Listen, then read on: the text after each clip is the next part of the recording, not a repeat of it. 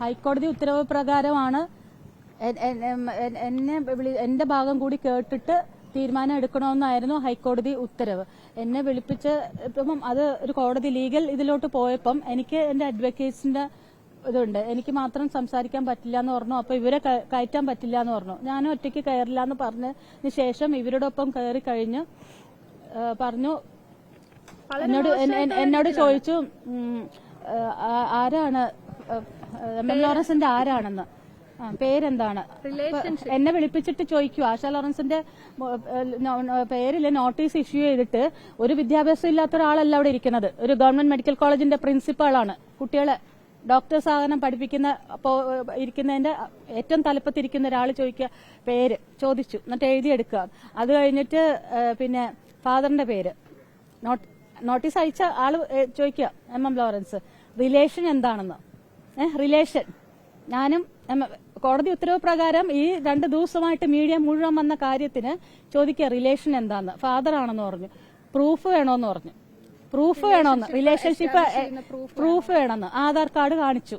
അത് കഴിഞ്ഞിട്ട് അപ്പൻ എപ്പോഴാണ് മരിച്ചത്, 12 മണിക്ക് പറഞ്ഞപ്പോ നട്ടുച്ചയ്ക്കാണോ, പിന്നെ ഏത് ഹോസ്പിറ്റല്. അപ്പൊ ഞാൻ ചോദിച്ചു, ഇതൊന്നും അറിയാണ്ടാണോ എന്റെ അപ്പനെ ഇവിടെ ഇങ്ങോട്ട് സ്വീകരിച്ചതെന്ന് ചോദിച്ചു. വളരെ ഇൻസെൻസിറ്റീവ് ആയിട്ടുള്ള ചോദ്യങ്ങളാണ്. അതിന് മറുപടി ഇല്ലായിരുന്നു. ഈ പ്രിൻസിപ്പാളിന് അതിന് മറുപടി ഇല്ലായിരുന്നു. പിന്നീട് എന്താ ചോദിച്ചത്, പിന്നെ എന്താ ചോദിച്ചത്, എവിടെയായിരുന്നു, ഏത് വീട്ടിൽ നിന്നാണ് കൊണ്ടുപോയതെന്ന്. എന്നുവെച്ചാൽ സഖാക്കളുടെ ഇൻസ്ട്രക്ഷനാണ് അവിടെ ഇരിക്കുന്ന സഖാവ് ഡോക്ടർ ചോദിച്ചുകൊണ്ടിരുന്നത്. സഖാവാണ്, വീണാമയാണല്ലോ അവിടെ ഇരുത്തിയിരിക്കണ, അല്ലെങ്കിൽ കസേരന്ന് അങ്ങേരെ നാളെ ഇറങ്ങേണ്ടി വരില്ലേ. അതറിഞ്ഞം ചോദിക്കുവാണ്. ഇങ്ങനെ ഓരോ ചോദ്യങ്ങളാണ് സഖാവ് പ്രതാപ് ചോദിച്ചുകൊണ്ടിരുന്നത്.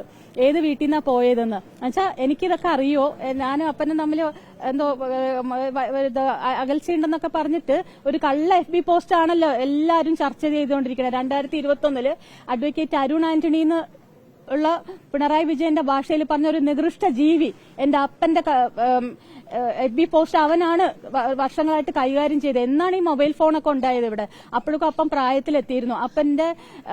അപ്പനെ ഹൈജാക്ക് ചെയ്ത് കൊണ്ടു നടക്കുമായിരുന്നു ഈ അരുൺ ആന്റണി. അവൻ വീട് വെക്കുമ്പോൾ അപ്പനൊരു മുറിയുണ്ട്, അവിടെ വന്ന് നിൽക്കണം, അവൻ നോക്കിക്കോളാന്നും പറഞ്ഞ് കൊണ്ടു നടന്ന് അവൻ പല നേട്ടങ്ങളും നേടി. അവൻ ഇപ്പൊ ഗവൺമെന്റ് ലീഡറാണ്. അവനായിരുന്നു FB പോസ്റ്റ് കൈകാര്യം ചെയ്തുകൊണ്ടിരുന്നത്. പക്ഷെ ഇതൊന്നും എനിക്കറിയില്ലായിരുന്നു.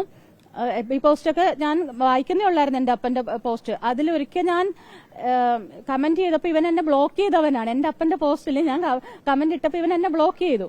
ഇതൊന്നും എന്റെ അപ്പൻ അറിയില്ല. ഞാൻ അപ്പനെ വിളിച്ച് ചോദിക്കാനും പറയാനൊന്നും പോയില്ല. പക്ഷെ അപ്പൻ 2021 ഇന്ദിരാഗാന്ധി കോപ്പറേറ്റീവ് ഹോസ്പിറ്റലിൽ അഡ്മിറ്റ് ആകാനുള്ളതും കൂടി ജനങ്ങൾ അറിയണം. ഞാൻ ഒരിക്കൽ പറഞ്ഞതാണ് അനിൽ നമ്പ്യാറിന്റെ ജനം TVയിൽ അദ്ദേഹത്തിനോട് മറുപടിയിലും സാജൻ സക്രിയോടും വന്ന്.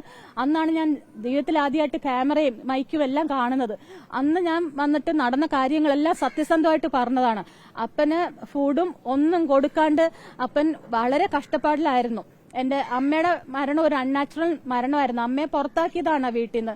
ഞാൻ അമ്മയ്ക്ക് വേണ്ടിയിട്ടും കുറെ കഷ്ടപ്പെട്ടതാണ്. അതെല്ലാം മീഡിയയിൽ ഇപ്പോഴും തെളിവായിട്ടൊക്കെ കിടക്കുന്നുണ്ട്. ഹൈക്കോടതിയിൽ കേസും എല്ലാം പോയതാ.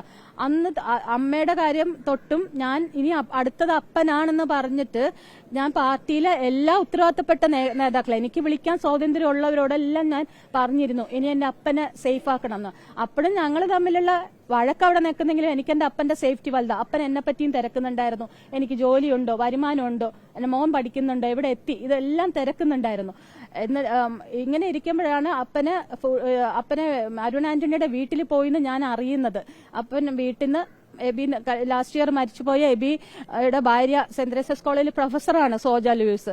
ബ്രേക്ക്ഫാസ്റ്റ് കൊടുക്കില്ല, ഭക്ഷണമില്ല, ഒന്നുമില്ല. ഒരു ദിവസം ആ വീട്ടില് അപ്പം വാഷ്റൂമിൽ വീണ് കിടന്നിട്ട് ആ വീട്ടിൽ ആരും അറിഞ്ഞില്ല, ഒരാളില്ലായിരുന്നു. അപ്പൻ എങ്ങനെയോ നിരങ്ങി എണീറ്റ് വന്ന് ഫോൺ എടുത്ത് ഈ മൂത്ത മകനെ വിളിച്ച് ഹോസ്പിറ്റലിലാക്കി. എന്നിട്ട് ഹോസ്പിറ്റലിൽ നിന്ന് ഡിസ്ചാർജ് ചെയ്ത് അതേ വീട്ടിൽ, എവിടെ വീണ് കിടന്നിട്ട് നോക്കാത്ത അതേ വീട്ടിൽ കൊണ്ട് ആക്കിയ മകനാണ് ML സജീവൻ.